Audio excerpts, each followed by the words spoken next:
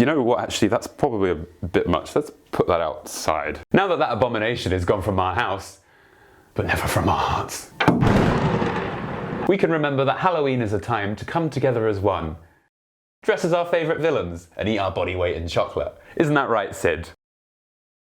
So cats can't eat Kit Kats. The world we live in. What are you doing, human? Alien Isolation is a horror game everyone really likes. Except maybe this guy.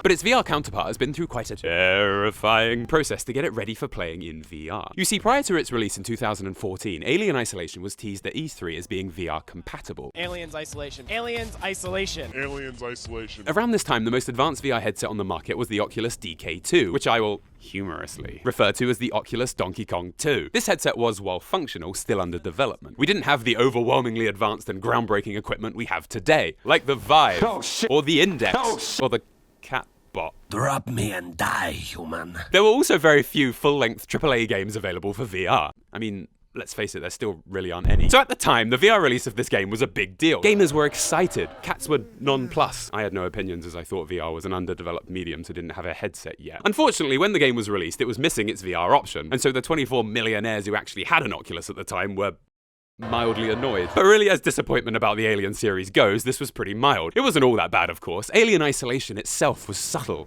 refined, demure.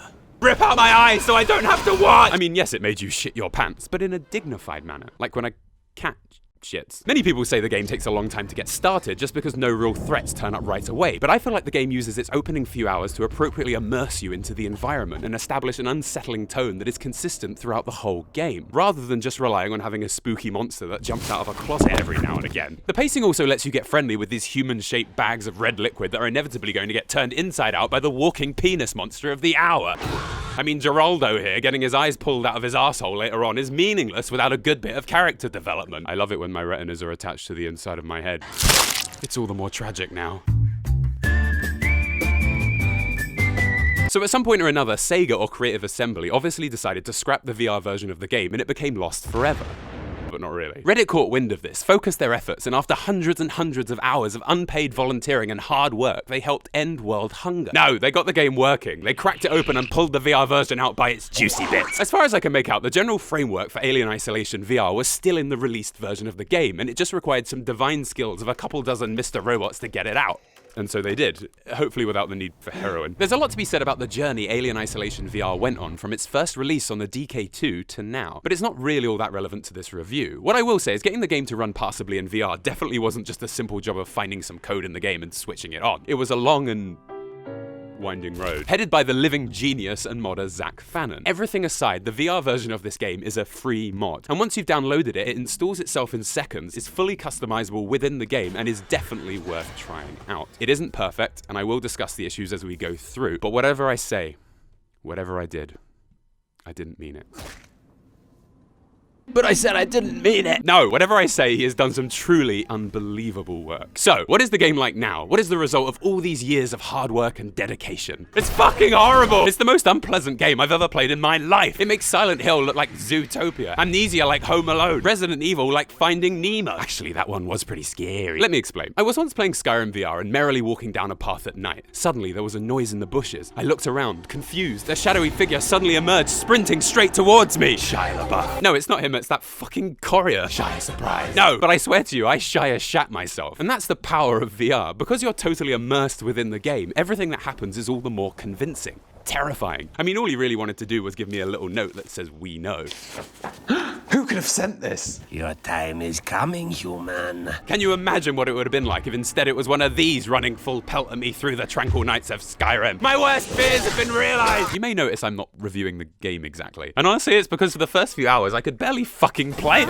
When I play a game that I'm going to review, I usually stream it. Twitch.tv/UpIsNotJump. I stream New Vegas every Sunday. But for the first few hours, I kept instinctively dropping to the floor whenever a light switched off. Honestly, it's a good thing someone didn't tap me on the shoulder while I was playing this game, or I may have overreacted slightly. As I've said, VR automatically has an advantage in horror, as you are very convincingly in this world that for some reason has strawberry jam all over everything. But as you can imagine, just sharing a room with this fully three-dimensional hulking dildo monster really takes the cake. So keeping that in mind, with VR, all you would theoretically need to do is make a few rooms, drop in a giant vagina monster with legs into one of them, and you would have a scary experience. Although maybe that says more about me than anything else. I've had worse days. Alien Isolation VR, though, is a far more impressive horror game than this, for various reasons.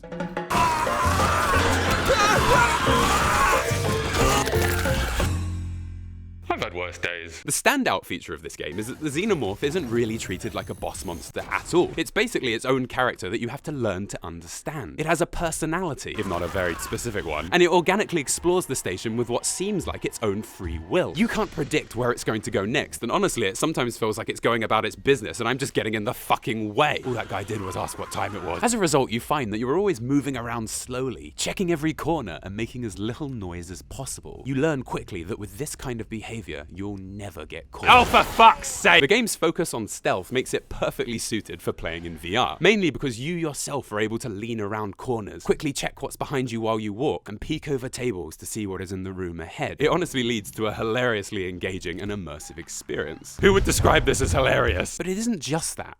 Take this for example. You are passing through a room thinking about where to go next. Suddenly you hear a noise. You scan the area for cover and see a nearby table. Quietly you move towards it, climb under, and wait. Suddenly the noise gets louder, closer. Slowly you see as the monster comes into view. It walks past you through the room with its tail trailing along the ground. Ooh. Alien Isolation is filled with classic moments like these, and they are perfect homages to the slasher movies that first inspired the Alien series. Homages, homan. You get to watch as the giant three-dimensional tail slithers past, nearly touching you. You get to lean forward and peek through a grating to see if anything's coming. All in all, it's incredibly fun and something you won't quickly forget. Don't worry, I didn't need to sleep tonight anyway. It also made me realize we don't give nearly enough credit to the characters in horror movies or scary games. All these people fighting for their lives against that week's pulsating Spider Christ or Scorpion King. Let's face it, if I was in this situation with an acid-filled hard-on monster and whatever in Christ's name is going on there, I'd give up all hope, slather myself in hot sauce and run around banging pots and pans together with my eyes closed. Eat me! Eat me! You expect me to what? Hide in a fucking locker? Nah man, I'm going out tasting of Chipotle. The first thing people will probably notice when they play this game is that although the Vive and Oculus controllers can be used to play, they aren't actually tracked within the game world. So you can't use them to manually aim or reach out and interact with objects like you can in most VR games. Let's be honest though, I'm only complaining about this because it means in times of high stress I can't heroically block out the world with my tiny arms. Oh, that's better. You will also probably notice that in the VR version of the game, you have a rendered body floating below you the whole time. So when you look down, you're actually looking inside yourself and see an ominous pair of unattached legs floating about.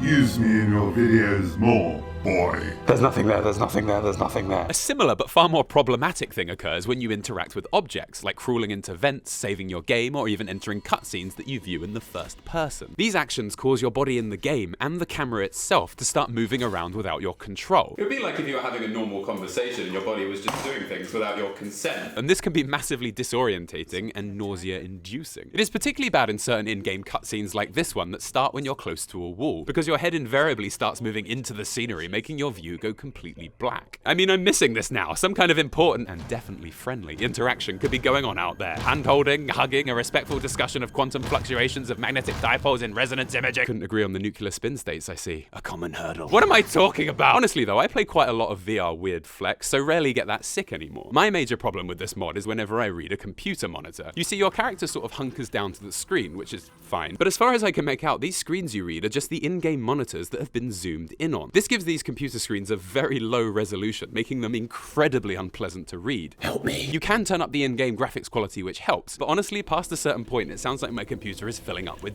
bees.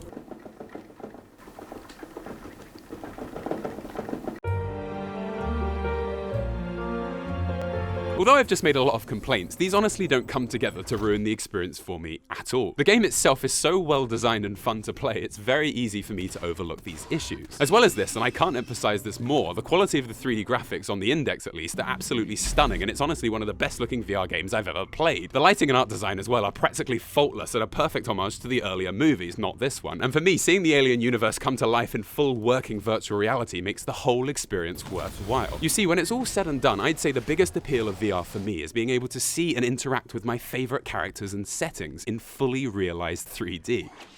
I've had worse days. Elite Dangerous gave me the stars. The Lab showed me GLaDOS. Fallout 4 gave me whatever it was that was good about that game. And Skyrim had the Jarl.